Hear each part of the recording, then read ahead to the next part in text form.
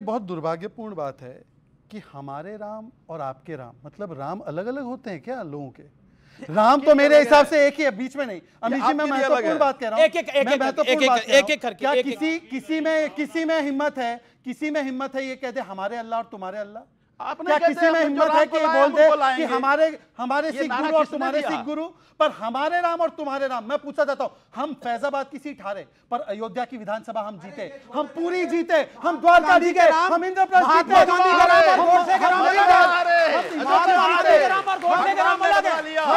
केदारनाथ जीते, हम देवभूमि हिमाचल जीते, हम देवभूमि उत्तराखंड जीते, परंतु हमने भगवान में फर्क नहीं किया। इन लोगों ने भगवान और भगवान के अनुयायी जो कहते हैं जो राम को लाएंगे, राम को नहीं लगा सकता। नहीं अमित जी, मैं बीच में नहीं बोल रहा था। मैं आपको मौका दूंगा विवेक, अपनी टर्न पे। मैं बीच में नहीं बोल रहा था। अमित जी मुझे ये बोल रहे थे, मुझे गुस्सा आता है बिल्कुल, क्योंकि मेरे श्री कृष्ण जो है ना वो बांसुरी भी बजाते हैं और सुदर्शन चक्र भी रखते हैं। आप किसी में हिम्मत नहीं है कि किसी और धर्म के बारे में बोले कि वो हिंसक है, किसी और धर्म के बारे में बोले कि गीता हिंसा का उपदेश देती है। बोल दीजिए भारत के बारे में एक बार। नहीं बोलेंगे, पर मेरे राम और हमारे राम ये स्वीकार्य नहीं है। नहीं है गीता की बात। ओके सत्यप्रकाश मिश्रा, आप भी कुछ नहीं, हमारे राम और राम दो है। अगर हमें सनातन धर्म मैं संजीव झा सनातन धर्म की ट्रेनिंग मुझे शाहजाद पूना वाला से ले लेना मत पड़ेगा। लीजिए, ये भारतीय जनता पार्टी में ही हो सकती है। ये ठेकेदार है, हम समझाएंगे। हम ये कह रहे हैं कि आपने दुस्साहस किया था। आपने ही कहा था जो राम को लाए हम उनको लाएंगे। राम को कोई नहीं ला सकता।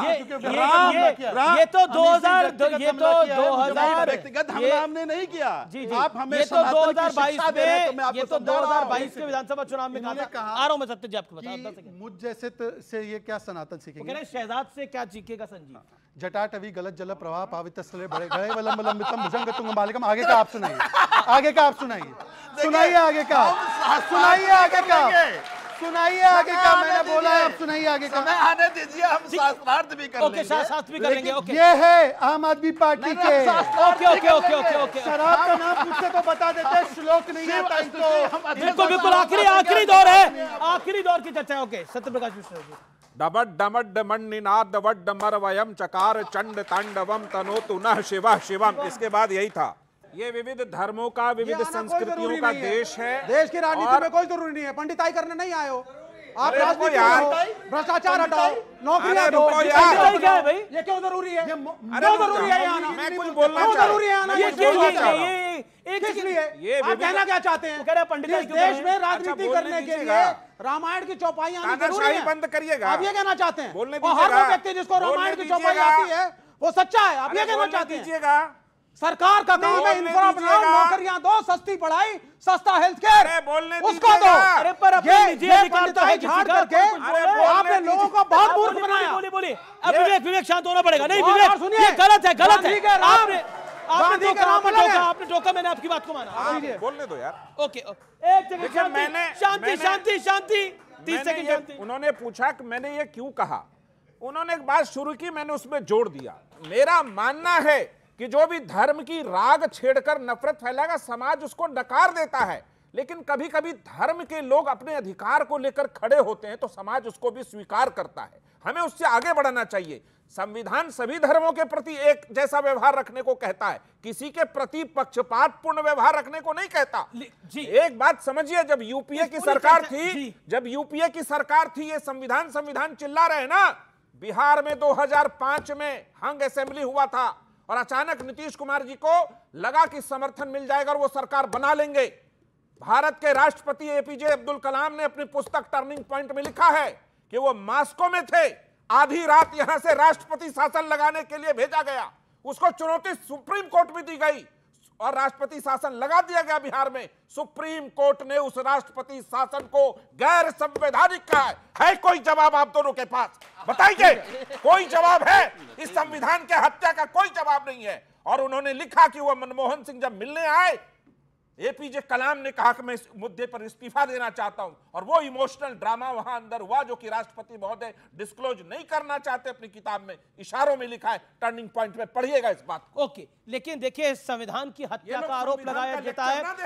मैं बिल्कुल आखिरी दौर की बातचीत है, आखिरी अब अपनी बात को रखिए, सवाल नहीं है, अब समय नहीं है। बात यह है कि वो जो बोल रहे थे राजनीति करने के लिए राम का जरूरी है, राम पढ़ने की जरूरत है। आपको बता दें संस्कृत में व्याख्या रमन्ते इति राम, इसका मतलब होता है राम में ही पूरा ब्रह्मांड रंगा हुआ है। The element which we hold the universe is called Ram. और सीता मां का लिए बोला गया the initial power of the universe which create the universe. ठीक है, तो सर अगर आपको सच्चा बेटा बनना है, सच्चा नेता बनना है, सच्चा आपको पति बनना है, तो आपको राम को पढ़ना जरूरी है। अगर आप नहीं पढ़ रहे तो आप सच्चे नेता को। ओके, आप क्या कहना चाहते हैं सर? जी। आप मुझे बार-बार देवानंद का सम्मान देते हो, महान हस्ती थे वो, पर मैं ये कहना चाहता हूँ आपके लिए, नफरत करने वालों के सीने में प्यार भर दूं, आप वो हैं जो पत्थर को भी मोम कर दे। अरे चलिए, बहुत बहुत शुक्रिया। आप कुछ कहना चाहते हैं? सर मैं आप पॉइंट अपनी सर पॉइंट में कहूँगा, सर राम का पढ़ना जरूरी नहीं है, लेकिन आपकी ये मैकॉले एजुकेशन सिस्टम आपको ये चीज़ बता रही है। नहीं तो आप आइडियोलॉजी स्कूल के जो थॉट्स हैं वो पढ़ते, या कौटिल्य का अर्थशास्त्र पढ़ते, या आप सर वो रिलीजनल नहीं है सर, वो कौटिल्य अर्थशास्त्र का रिलीजनल पर्सन नहीं है